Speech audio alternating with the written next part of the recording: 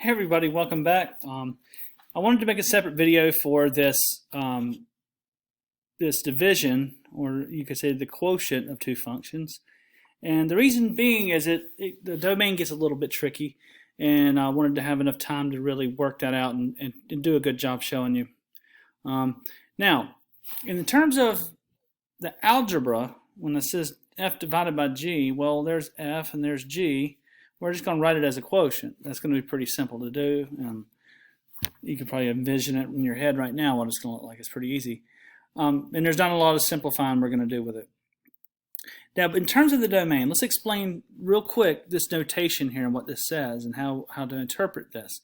Notice we're still dealing with the intersection. So this says, hey guys, it's x as an element of the intersection. So it has to be in the intersection. And this is a condition, an additional condition here says, such that g of x, that's the denominator, right, cannot be 0. So what's going to happen in terms of a procedure is we've got to find the domain of x, the domain of g, find out their intersection, and then throw out values that make this expression 0, because we're not allowed to have that in the denominator. Now, f is restricted, right? The square root of x has only positive values, including 0. We already know his domain. Now, this one is going to be a little bit tricky for us because I don't think we've solved 4 minus x squared greater than or equal to 0, and that's what we need, or strictly greater than. I haven't solved quadratic inequalities with you guys, so we may have to rely on a graph for that, which is fine. So let's just illustrate this on the scratch pad real quick, and then I'll show you another way. I have 2 ways to do this. That's kind of why I wanted to use the video. All right, so we got f divided by g of x.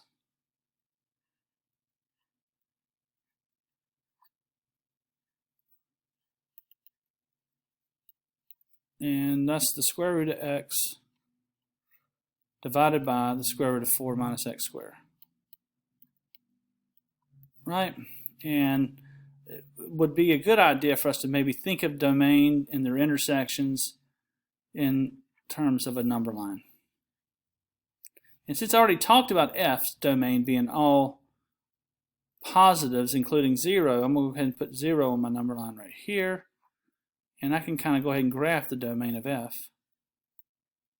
And I'm only looking at f. It would be that square bracket that way. And that's f. G, on the other hand, I have another method I want to use, and what I've done is I put it in a calculator to look at a graph. I don't think we've solved quadratic inequalities at this point, and this isn't the time to get into that lesson. So I'm going to do a sort of a hybrid here and use some graphing utilities at the same time as kind of analyzing this as an algebra way. Okay, so we would take a look at the graph. And what this is a semicircle if you're using a TI-84. And you say, well, it looks like it goes from -2 to 2. I cannot include those if they make it 0 there. And maybe you'll consult a table for that. And you'll find that, yes, in fact, they do.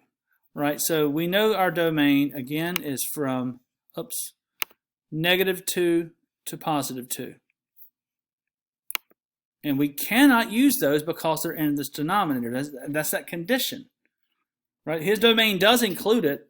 Right? G does include it. But since G has been put in this quotient, it can't be used.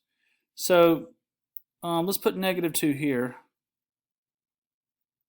I'm not doing it too arbitrarily. I'll try to get about the same distance over here. +2. So the domain of G, now these aren't arrows, that's going to be an open parenthesis. Can't include it. Goes from there to there. Right? Now what we're interested in is the intersection of those two things. And we'll look at it like this. So we're overlapping. That's what intersection means. From here all through here stops here. So I would say our quotient has a domain from here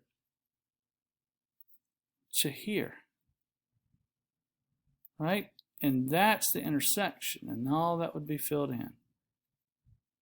And that's what we're talking about. So it would be from an interval notation, 0 to 2. Right? And if that seemed horrible to you in terms of the logic, I have another illustration. I think you'll find this very easy. Turns out Desmos does a pretty good job with this. And if you look at it in Desmos, now keep in mind that when we look at these graphs, we're only looking at the x-axis. All right, so if we graph the square root of x, there's what we thought. It starts at 0, includes it, and goes off to positive infinity. And we take a look at g. Goes from -2 to 2. Well, where are they overlapping? Where's the intersection? Well, from here to here. And that's the domain of the function. You could look at it that way. Both graphs, where does it overlap? Then you have to take into account that this cannot be included because it makes that 0 in a denominator. All right, now, another way to see this graphically is simply to graph this by itself. Put them together with the quotient, graph it, includes 0. Well, you never get to 2. That's called a vertical asymptote, the behavior of that curve, where it gets infinitely close to 2, but never really gets there. And that you can just kind of read it right from here. If you're looking horizontally, and I say along the x-axis, or if you're walking along the x-axis looking up, starts at 0 and goes to 2, but does not include it because it never really gets there. All right. Anyway, I don't know if I made this more complicated than it was supposed to be.